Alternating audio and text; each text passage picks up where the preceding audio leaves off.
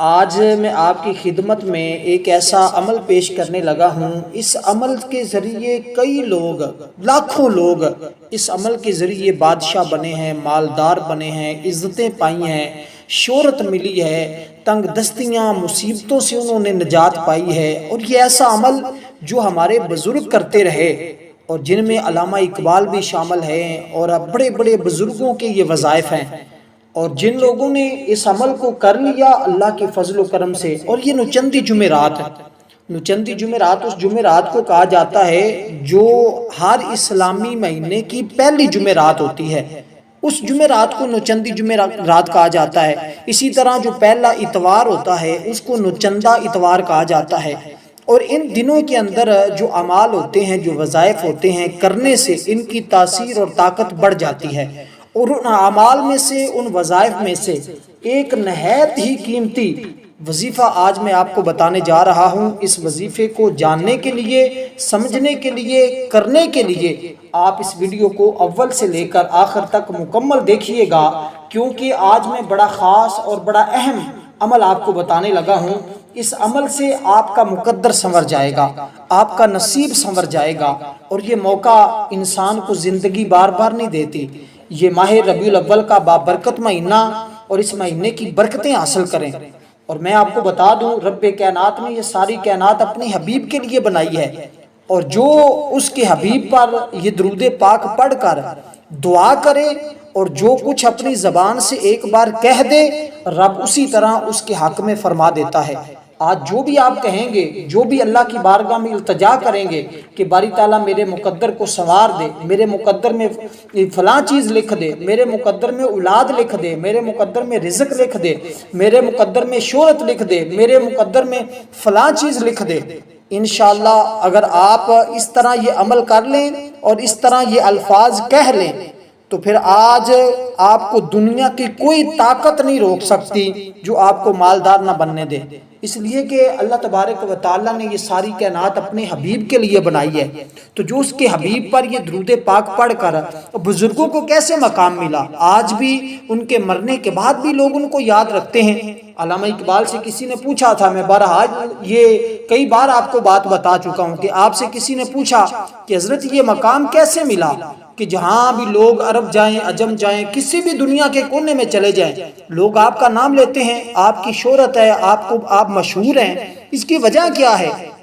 جو شخص بھی آپ کا شعر پڑھتا ہے وہ آپ سے متاثر ہو جاتا ہے کہ کیسا بندے نے شعر لکھا ہے۔ تو آپ نے فرمایا کہ میں کوئی اور کام نہیں کرتا، جب بھی میں کوئی شعر لکھتا ہوں سب سے پہلے مصطفیٰ کی ذات پر درود پاک پڑھتا ہوں۔ اللہ تعالیٰ نے اس کی برکت سے میری زبان کے اندر، میرے قلم کے اندر، میرے وجود کے اندر ایسی تاثیر اور برکت رکھ دی ہے کہ آج دنیا عرب سے عجم تک ساری کائنات میں لوگ مجھے جانتے ہیں، اور میرے کتابوں کو اور میری اشعار کو پڑھا جا رہا ہے اور لوگ اس سے فائدہ حاصل کر رہے ہیں۔ اس لیے دوستو آج میں اسی درود پاک کا ذکر کرنا چاہوں گا جو حضور غوث اعظم رضی اللہ تعالیٰ عنہ، جو جن کا قدم تمام ولیوں کی گردن پر ہے، وہ خود فرماتے ہیں کہ ایک شخص نہایت ہی مشکل میں گرفتار ہو گیا تھا، اور ایسا کہ اس کا بچ نکلنا بھی مشکل تھا، تنگ دستی کا شکار تھا، مصیبتوں نے گھیر لیا تھا، کوئی راستہ اس کو نظر نہیں آتا تھا، اور اس نے باوضو ہو کر، معطر ہو کر، پاک صاف ستھرا ہو کر صرف حضور کی ذات پر یہ درود پاک پڑھنا شروع ہی کیا تھا، اور ابھی ختم نہیں ہوا۔ رب کائنات نے ہر مشکل آسان فرما دی، تمام مصیبتوں سے نکال دیا، تمام مصائب سے وہ نکل گیا، ہر مشکل سے اللہ نے اس کو نجات دے دی۔ اور میں آپ کو بتا دوں آپ نے صرف 300 بار پڑھنا ہے اور کوئی زیادہ نہیں ہے، بہت ہی کم وقت ہے۔ اگر بہت کم وقت کے اندر جہاں آپ پورا ہفتہ سارا دن عیاشی کرتے ہیں، پھرتے ہیں اور مختلف وظائف بھی کرتے ہوں گے، صاف ظاہر ہے، میں آپ کو بتا دوں کہ اگر آپ اس عمل کو کر لیتے ہیں زندگی میں آپ کو کسی اور عمل کی طرف بھاگنے کی ضرورت ہی نہیں پڑے گی، کیونکہ درود پاک ایک مقبول ترین، مفید ترین وظیفہ ہے۔ اس کے آگے سارے وظائف مانند پڑ جاتے ہیں، کمزور ہو جاتے ہیں۔ یہ طاقتور ہے، تمام وظیفوں کا سردار بھی اگر اس کو کہا جائے تو یہ بات پھر بھی کم ہے،